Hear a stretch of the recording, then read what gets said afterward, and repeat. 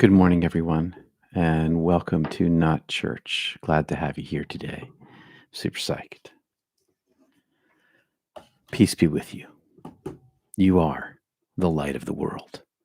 And gathered here, we magnify each other's light when we open our hearts to the beloved, which propels and deepens our spiritual journeys while channeling heaven to earth.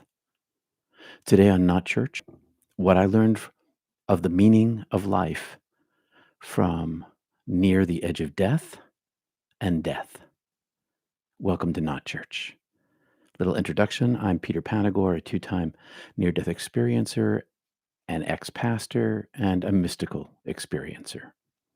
This channel is for mystics, seekers, and those who want to experience the divine, to feel the presence of the divine themselves, to feel the presence of the beloved, and not simply believe.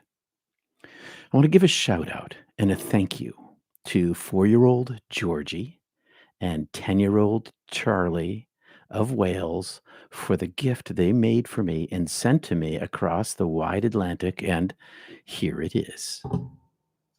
They made this themselves. It's made of clothespins. Isn't that great? It's polyurethane, and they put it all together themselves. And it hangs cha-chunk right over there on my wall where I can see it with ease. Thank you. Thank you very much, Charlie and Georgie. It was very sweet of you. And thanks to Rob, your dad, for sending it along. Thank you. And like I said, it just hangs right over there. I can see it all the time. And I want to take the opportunity here to thank all of my recurring supporters, those who used Super Chat this morning, last week, or PayPal or Venmo. I can't be here without your support, and I am here because of your support. And I want to thank you all for contributing to this channel, to the Not Church channel, because you make it possible. I couldn't be here channeling without you. So thanks. Thank you for all the gifts, including the crucifix, maple syrup, olive oil, a CD collection of classical music by the musician out of Boston, and a prayer shawl that was made especially for me. I want to thank everybody. And an Amazon gift card is like pretty incredible. I want to thank everybody for all these really wonderful gifts, especially for the support that you give me in any way that you can. And you can visit peterpanagore.love to give or to book a time to speak with me. And I want to give a huge thank you. And please subscribe to this channel and comment or chat and like this video. All of that is really helpful. So thank you very much. Silencing your mind is essential to finding peace. It was 3,000 years ago, and it is today.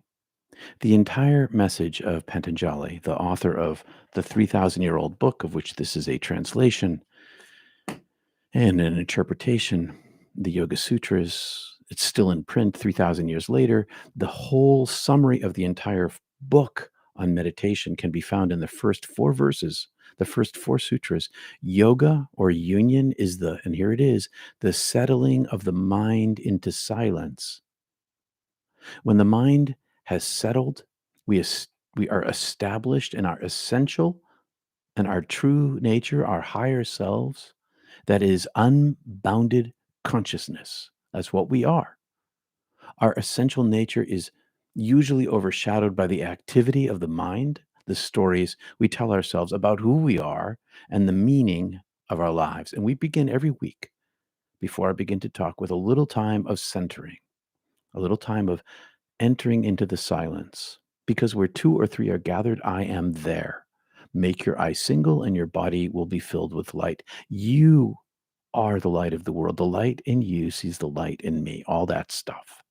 So let's take a few minutes now to center ourselves. We're going to energize our practice with 3 ohms, and then a minute or so of centering prayer practice, seeking the silence, which Patanjali speaks of, the silence Om, Om,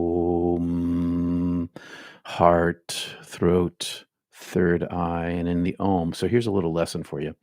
And when we're doing the Om, I want you to, if you're sitting up straight, okay, I want you to tense your butt muscles. Tense those butt muscles. Pull the bottom end of your right where your root chakra is. Pull that right in and pull in the lower part of your belly as you force your prana upward. As you force that prana upward with your Aum on the exhale. And then after that's over with, we're all going to relax. Once the ohms are done, we're going to relax and begin our prayer chant, our mantra, aiming your intake at your third eye if you're a beginner. So, like, and you aim your intake and your exhale at your third eye if you're a beginner. But for the more advanced, aim your breath and your mind at your third eye on the intake and then down your back to your either your sacral chakra on the small of your back or your root chakra way down there where you were tensing those butt muscles. So intake here, exhale there today. If you're able to do that, that's a little for the more advanced. You take a beat at the breath, at the top of your breath. You'll hear my breath. There'll be a little stop. And just follow my breath. And let's begin this. And may the radiant divine, may the radiant peace, may the presence of the holy oneness of being, the beloved, be present to you today and all of us and our meditations. Here we go. 3 ohms, then silence.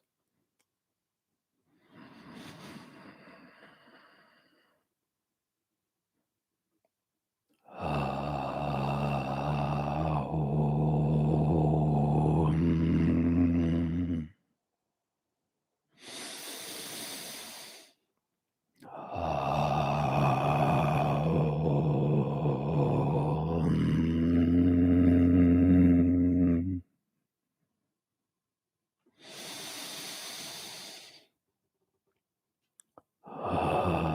Om.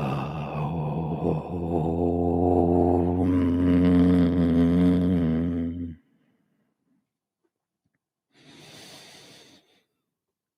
Relax. Prayer chant.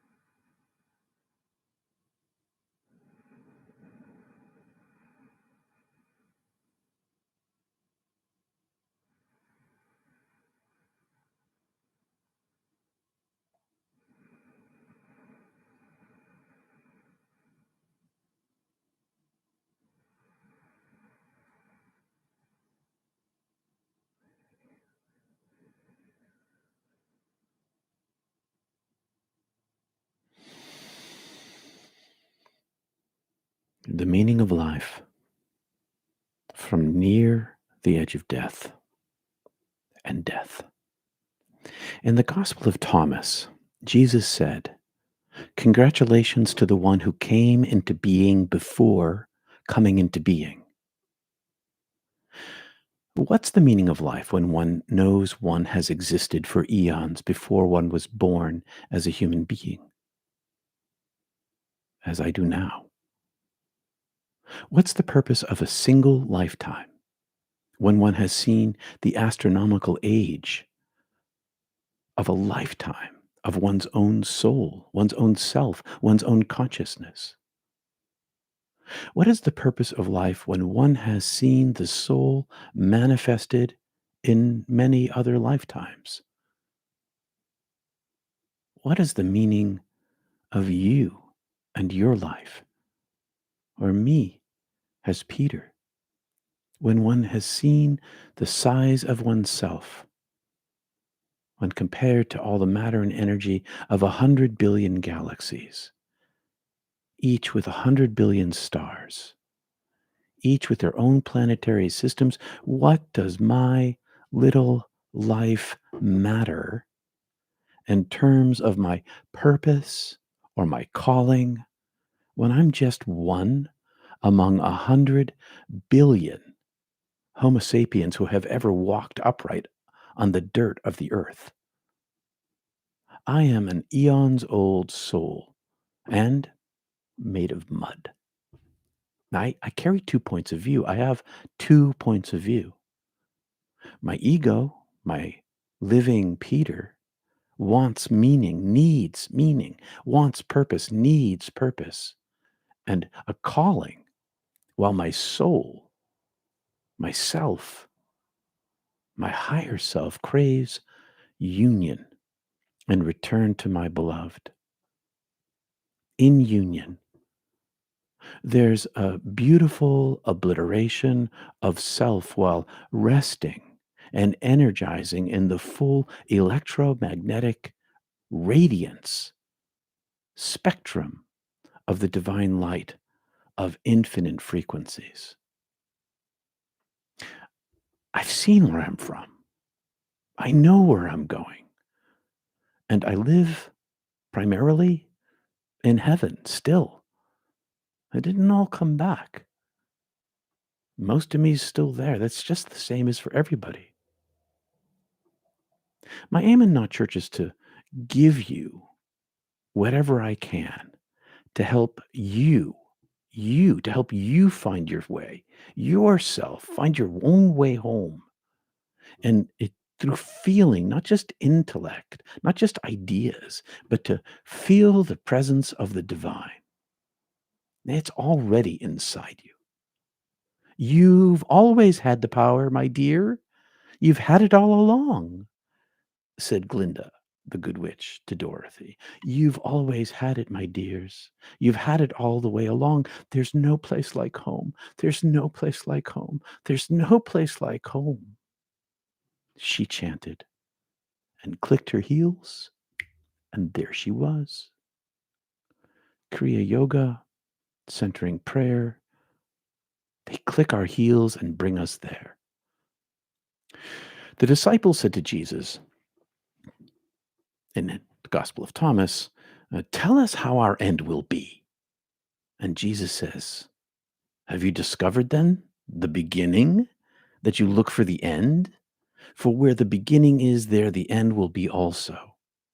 Blessed is she who will take her place in the beginning, and she will know the end and will not experience death.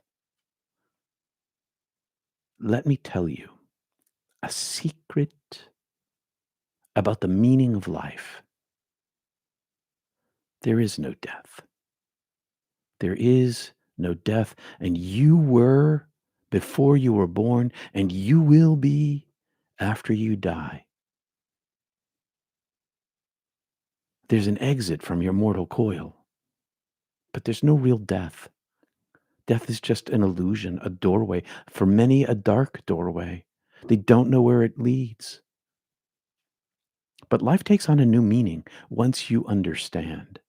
Once you experience death, once you experience an accumulation of the little deaths that die a little daily, in order to live eternally. Those who die little by little learn to understand that there is no death. There's a purpose in life, the elimination of fear of dying, which brings a joy in living. And we do this when we touch silence. Now, my ego craves meaning. What's the purpose in my life? And my soul answers, you've always known the truth. Remember your purpose. It's inside you now. I intend. What's your intention? I intend to channel silence, to channel peace daily, as Panagore teaches, in silence, experiencing the fullness of the feeling of heaven here now. My purpose is to incarnate and carry some heaven here, to incarnate heaven here. And it's your purpose too. It's all of ours purpose. It's the purpose of love. Love become incarnate in us, in the world, bringing heaven here now. Love is the meaning of life. Love is the purpose of life. Love is the only treasure we carry home, nothing else. I sat by dozens and dozens of beds of the dying. Each year, for decades, in hospice, in hospital, in their own homes, hearing confessionals of their life stories, helping them heal a lifetime of wounds. And again, the purpose of life, they're talking about their purpose of life, similar truths emerged. And here are some of those truths I heard from the mouths of the dying near death as they aimed their hearts at God. Their purpose, they said, was to realize their potential, to live their dreams, to create something lasting, to matter, to stand for something, or to stand up for someone, or to stand up for something, to have made a difference. These are purposes I heard from the mouths of the dying. These are all good forms of love, of self and of others. Others spoke of happiness, or being authentic, or evolving as a person. For some, it was to live as long as possible, even at high cost. Some lived to do good, to work to end oppression, racism, sexism, or to serve the nation. In the end, most, maybe all, they all wanted to forgive and be forgiven. Their purpose became giving and receiving forgiveness for healing relationships to those with those they love, to themselves, to the divine, to heal and be forgiven became their most important purpose at the edge of death. And all of these forms, all of these things I just said, are forms of love. Some wealthy, middle class, and poor, some distributed their wealth to benefit others. Some gave largely to charity. Some gave to their children. Some gave what they had. Most were charitable in giving forgiveness, in receiving forgiveness, in giving and distributing their wealth to others. For some found a purpose in trying to end suffering and ignorance. And all of these are forms of love. The purpose wasn't the path they walked. That's the summation of what I heard. Their purpose wasn't the buildings that they bought, or the houses that they owned, or the yards that they mowed, or the days they went to work. It was the people with them on their way. Their purpose they saw at the edge of death was the people they walked their lives with. And truly I tell you, my sisters, my brothers, truly I tell you, whenever you did it to the least of these, whenever you did it to any one of my sisters or to my brothers, you did it to me, said Jesus, because the light in you is the light of the divine, which is the same light in another. And when you do something for someone else, you give them that karma. You give them that love. You build your own karma. I learned in hell that the good karma I do in my life, the good deeds I do as a Boy Scout, as a human being, the acts of kindness, those good deeds attach to me. They attach to me. And the meaning of my life is living love itself. As imperfect as love can be, as imperfect as I can be, as imperfect as everyone can be, living love is the meaning of life itself in a world of suffering and practical necessity. Those who misspent their lives blindly attaching to materialism or to the accumulation of power, each came suddenly to realize the futility of possessions and power. And often enough, I witnessed that they had a spiritual awakening just before death. Not always, but often enough. Even the powerful, the rich who find it difficult to crawl through the eye of a needle, crawled through the eye of a needle. When they came to understand the purpose of their life wasn't the accumulation of wealth or power, but the people they love and help. They were powerless to stop their death, no matter how much power they had, no matter how many possessions they had. They were powerless to take their possessions with them. All were left behind. And no matter at all, they and all of us awaken the moment their guardian angel, their spirit guide, or their loved ones came to bring them home with an uppercase H on home. At the edge of death, when it matters most, many come to see love matters most. Most certainly, that's the view from heaven. That's what I was shown. Love matters most. Our purpose here isn't about perfection. It's about love in the messy areas of our impossibly complicated lives under all the pressures of life. What's your purpose? Listen to what Augustine of Hippo said about that. He said, love God and do what you will. Love God and live your life. It was true 1600 years ago. It's true now.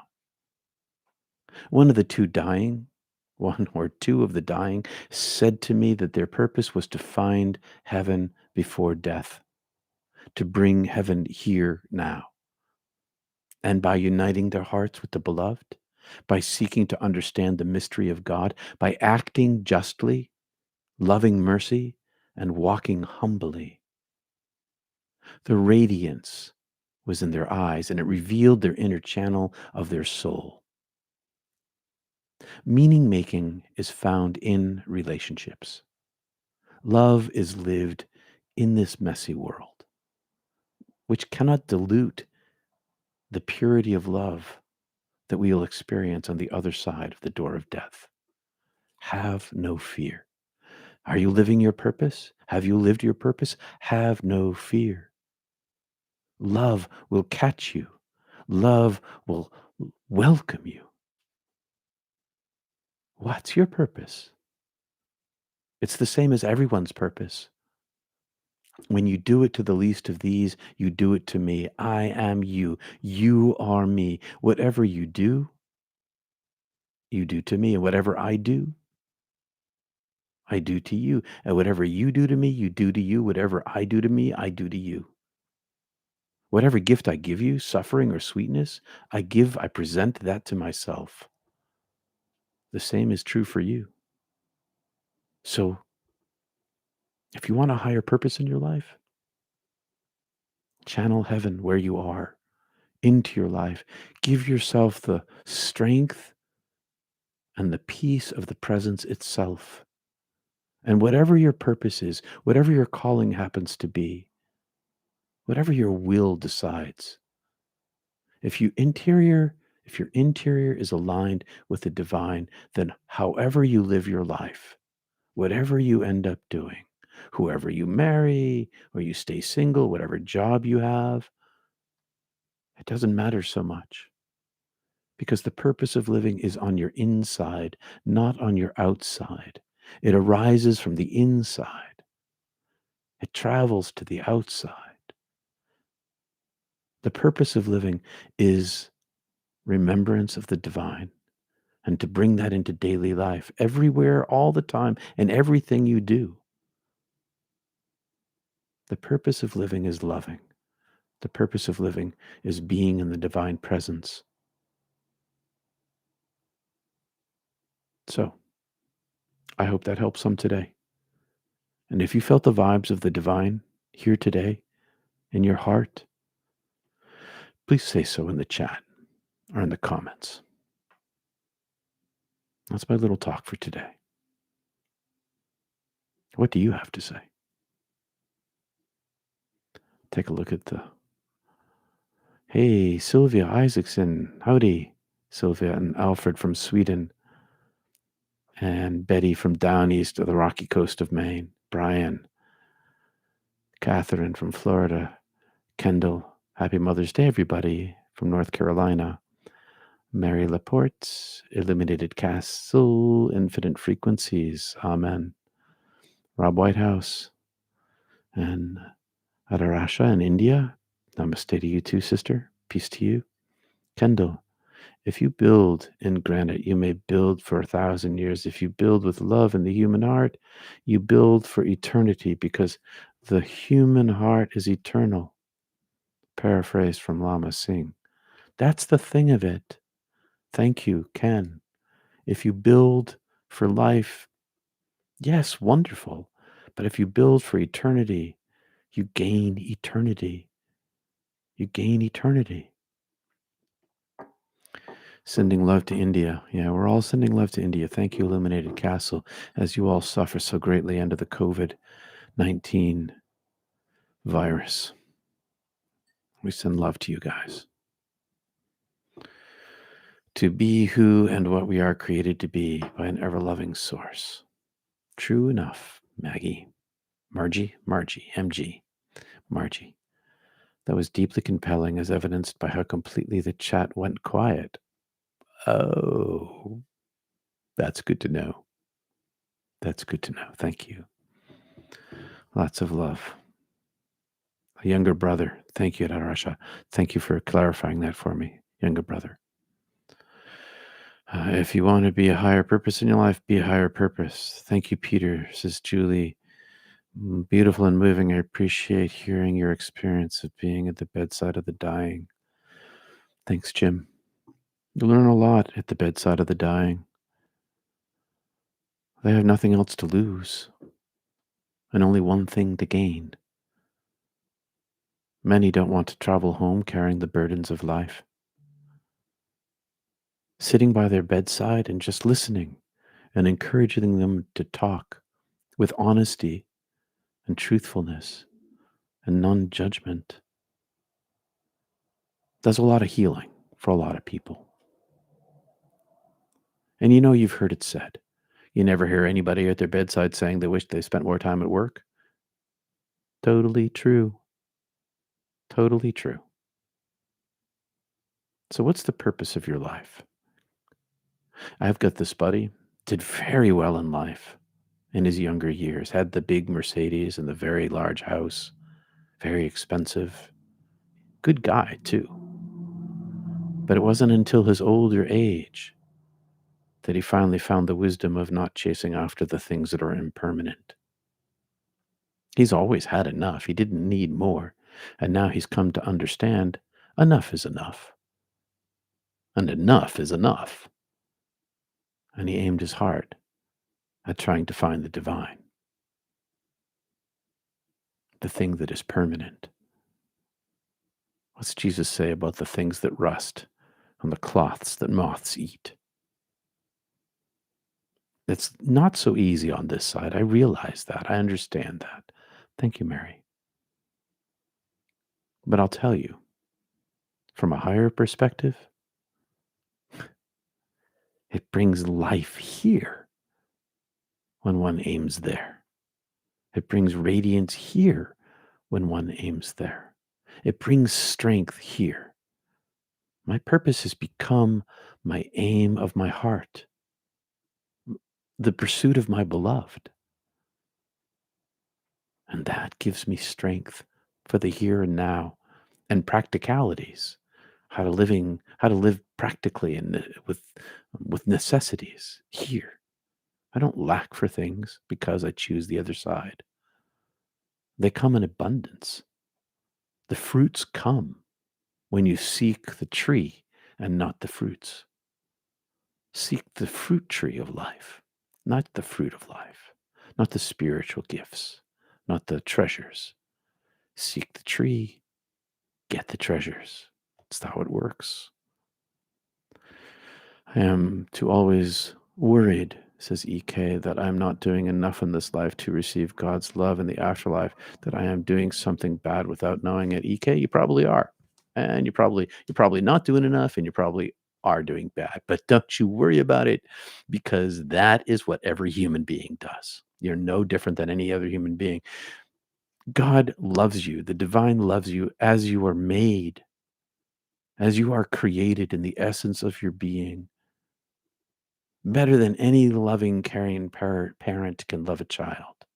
Greater than that. We strive to do good in the world. I do. I strive to bring good karma, to bring good light, to do to the least of these. But I know that I'm never going to do enough. Why? Because when I was dead,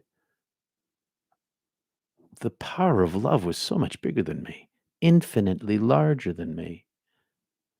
And what enabled me to see the light was simply the love I carried with me. One tiny mustard seed is enough. One tiny mustard seed, one grain of sand is enough. If the intent of your heart is love, one is enough. Fear not, my friend. Fear not. You'll be fine. Love will catch you. Meanwhile, bring as much love into the world as you can. Thank you, Terry. Tamara. Sorry, I saw your last name. Thanks, Tamara Terry. Thank you very much for your super chat this morning. My mother on her deathbed saw us, her family, all playing together. Beautiful. Dearest Peter, you have once again touched my soul. Love is the only thing. It is the creative force in the universe, says Mary.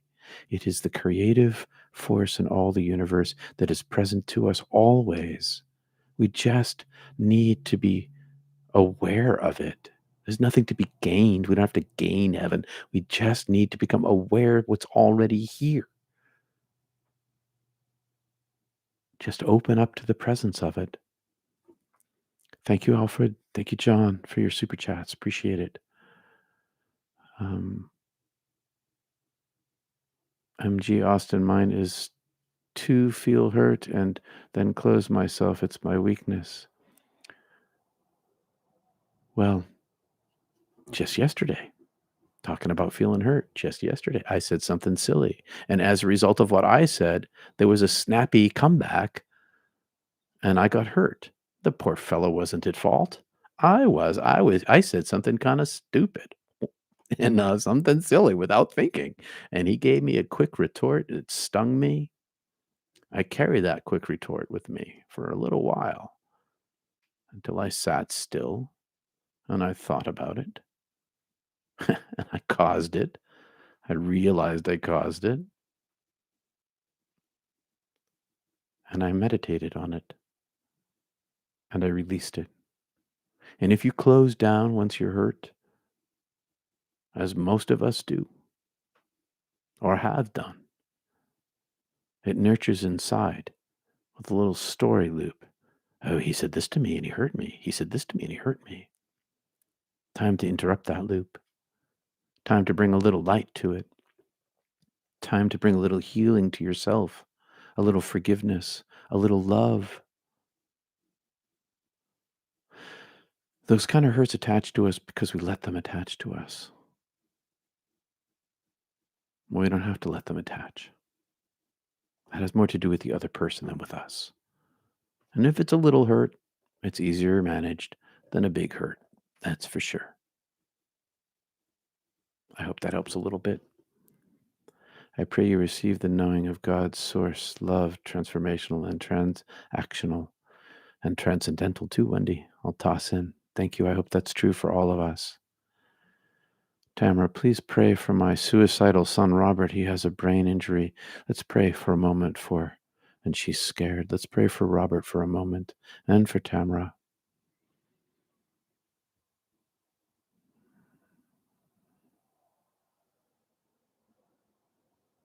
Pray for her fear. Pray for his courage. Pray for the light to be in him, that he can see a path forward.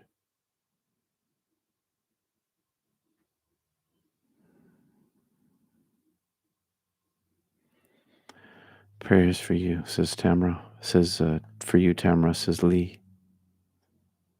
It's totally frightening. May the white light of Christ surround Robert and Tamara.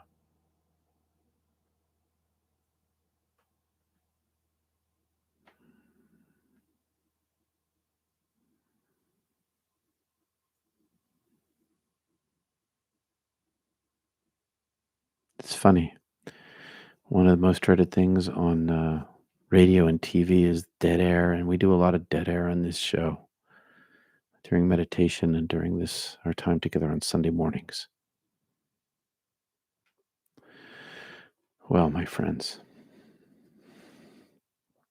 what else? Everybody's praying for Tamara and Robert, which is great. It's what we should do.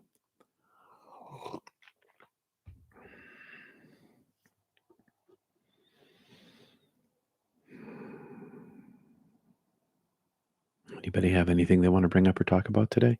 And I will remind you that top of the hour, we're going to meet at Mystic Tea Salon. You'll have the links for that. It's on my website. Just click it and open it. Yep. They say down east of Maine. Yep. And I'm available for conversation. You can book me at peterpanagore.love. We've got more folks joining us now. Good morning, everyone who's just popped in. I might be able to go back later and catch the little talk I gave this morning, too, if you want to. We're praying for Tamara and for Robert this morning, for Robert's suicidal. And Tamara's worried, his mom.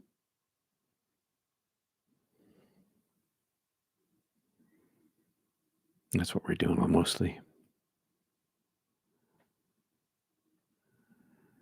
As a community, everybody's participating.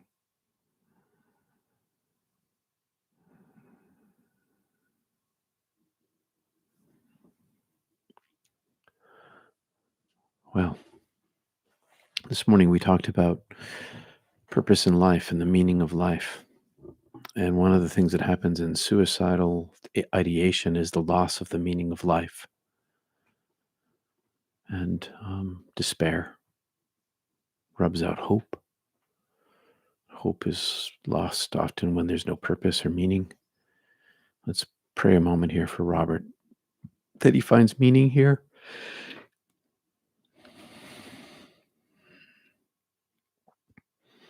And he finds a purpose to living here. Pray for his mom. She finds courage. Tamara finds courage.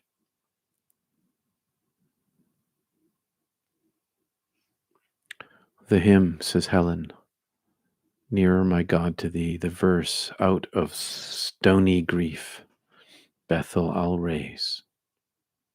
Amen to that. Warmth and love to you, says Kristen. How hard it is when we attach human definitions on how to live instead of divine ones, says Lee. It's hard. There's a lot of folks who just can't see the light. They just can't see it. They're stuck completely in the material world. They have no idea that the divine presence is everywhere, and they live out their purpose accordingly.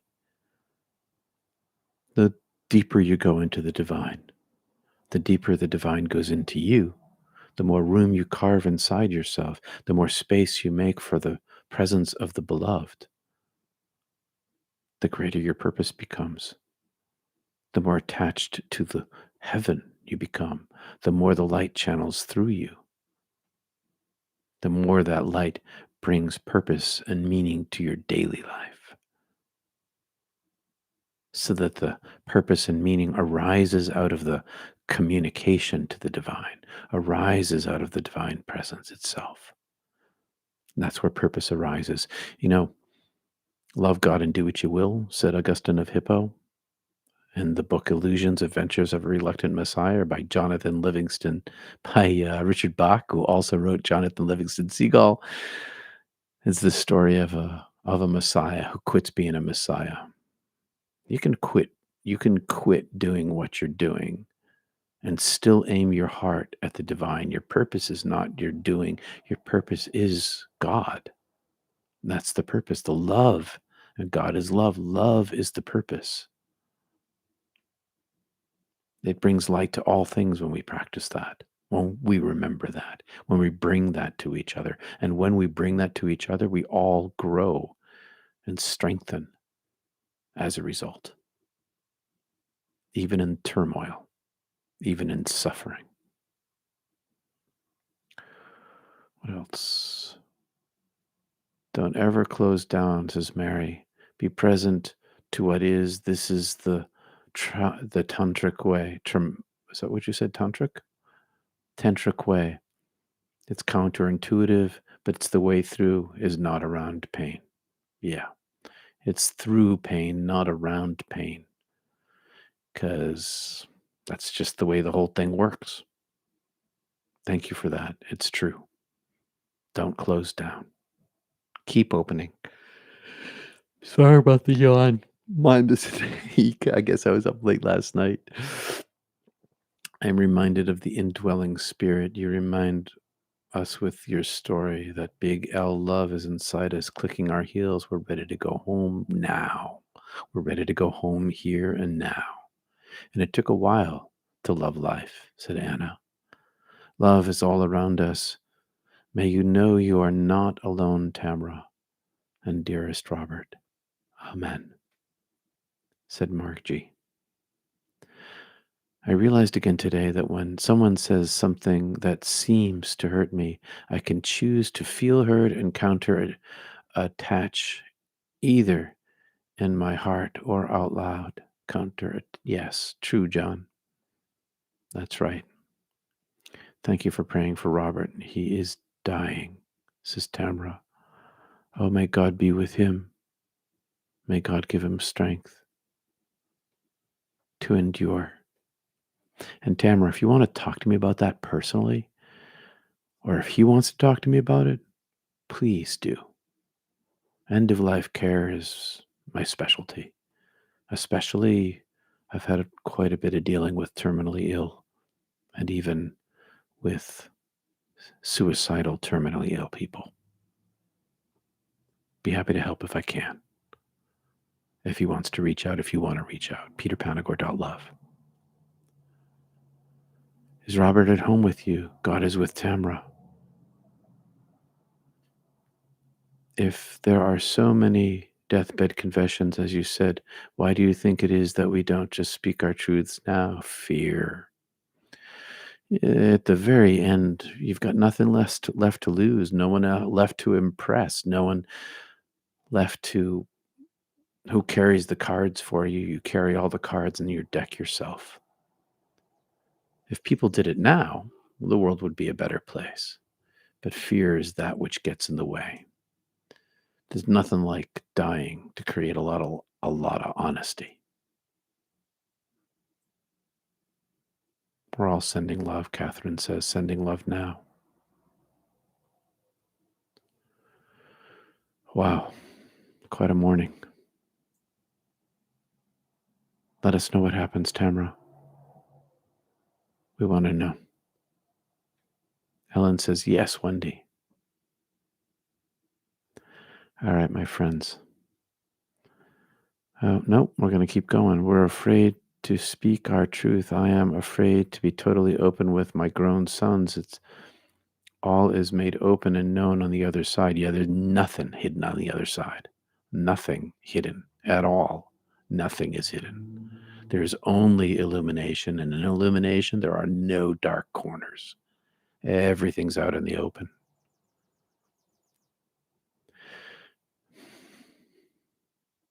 Yep. If you're totally afraid to be open with your grown sons, maybe you're afraid that they're going to judge you or not like you. And you don't have to tell everybody everything. You don't have to confess. You don't have to confess everything to everyone. You just confess it to God. You can do that. Or, a little bit at a time, you can tell your kids the truth if you think they can handle it.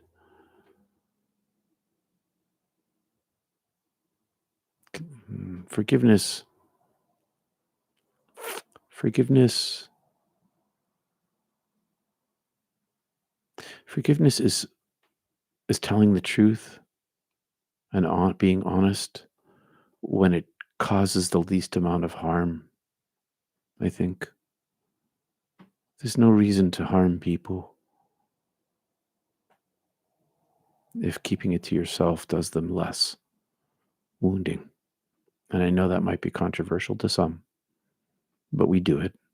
We don't tell our kids everything because they haven't grown up enough. You don't tell an 8-year-old what you tell a 13-year-old. That's for sure.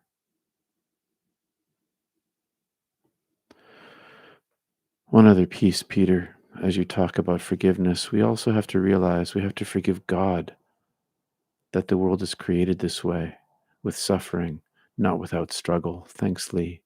Yeah. Yeah, we can forgive God for creating the world this way. That through our way to spirituality, our way to light and love is through pain and suffering. We can forgive God that. I have. Accept it as it is. Don't struggle with why. Just let it be and move ahead. It's a cleaner, easier route. You can't change how it is anyway. Then we move into learning how to help being those who can bring more of heaven to earth through choices, but prayers for Robert if he's in the process of dying and frightened, says Lee. Prayers for Robert, sending love to Tamra, says Hadarasha. Mary, Tamra, please find someone who treats depression with ketamine or other plant medicines. Yeah, Mary, there have been some great advances at Johns Hopkins University with a word that I can't mention on YouTube because they'll ding me. But there's a lot of news in the paper about new treatments for suicidation, and as it relates to depression in specific. I don't want to misspeak as it relates to post-traumatic stress disorder and depression, and also terminally ill people. Yeah, I can't say more because YouTube will ding me, and then nobody will hear this. Thank you, Tamara, for all the love. Good points, Lee, says Ellen. Sean sending love to Tamara. Margie, the P word. Yeah, the P word. Exactly. I'm reminded of this quote by Ariana Nin. And the time came when the risk to remain tight and a bud was more painful than the risk it took to blossom. Yeah, it's a beautiful quote from Karen Elise. God's always trying to bring us closer through suffering. Love to Robert and Tamara, created here as love, and we go back to love. Yep, we do. We do, we do. All right, my friends, I am going to end in a minute or so. Um, I have a few minutes to get ready for my next gig. Not church, pardon me, Mystic Tea Salon. I'll see you there at the top of the hour. Thanks for being here today. Thanks for the super chat. Thanks for subscribing to this channel. Thanks for liking this video. Thanks for being here. Oh, tomorrow I have never been more courage than she has right now, and I can't believe you took the time. Of course we did. Of course we did. Everybody here, Tamara, everybody who comes here carries light with them. And because they know the light inside them, everyone here is willing to share what they can. And all together, we lend you our courage, give you our love, send our support, pray for you, bring you light. Come join us at Mystic Tea Salon if you can. Top of the hour. The link is at peterpanagore.love under programs. I'll see you there, everybody. Thanks for all your help. Thanks for your support. Thanks for being here today and giving your support to Tamara and to Robert. Peace and love, everybody. Peace and love. Namaste. See you very soon.